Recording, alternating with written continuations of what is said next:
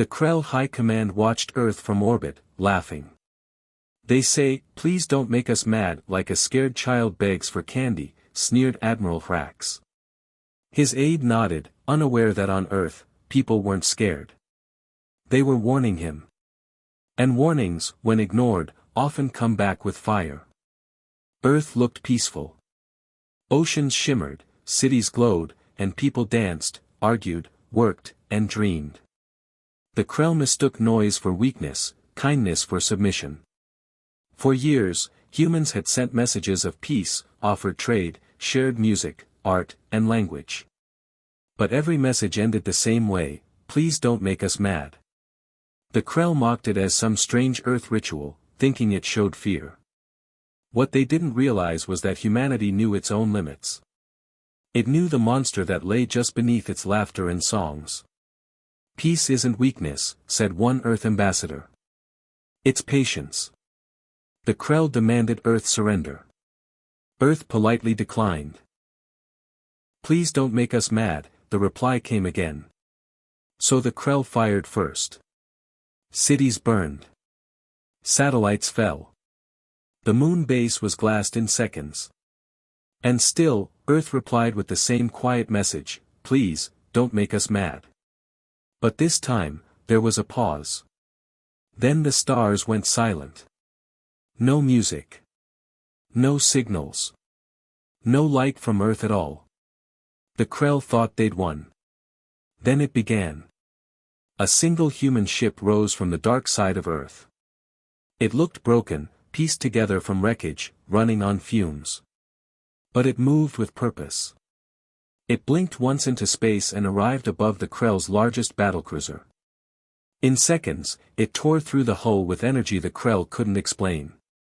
Not plasma. Not lasers. Something new. Something hungry. "What is that?" Hrax asked, stunned. "That," whispered his aide, "is what happens when they get mad." The skies split open. Humanity's ships came not in fleets, but in waves, silent, furious, and wild. They didn't ask for surrender. They didn't negotiate. They dismantled. One Krell commander cried, "They're not following any tactical logic." Another screamed, "They're using strategies from games." Human AIs had unlocked creativity no other race dared train for war. A grandmother in Iowa uploaded a combat virus that took out half the Krell Navy. "Don't touch my grandkids," she said. "They told us," a Krell officer wept. "They begged us." Weapons turned planets into mirrors. Orbital stations turned into railguns. Every defeat was poetic. "We write stories about revenge," one human pilot said. "You picked the wrong authors." The Krell tried to retreat. Earth didn't allow it. "You wanted a reaction," said Earth's global leader. "Now you'll get history." The Krell begged for peace. Earth paused. Just for a moment. Then came the last message: "We asked nicely." In 1 week, the Krell Empire that had spanned 1,000 systems was gone. Not just defeated, erased from memory like a bad dream. What Earth left behind was silence, broken only by a whisper echoing across galaxies. Back on Earth, people mourned their dead, rebuilt their homes, and turned the lights back on. "We didn't want this," said a child lighting a candle.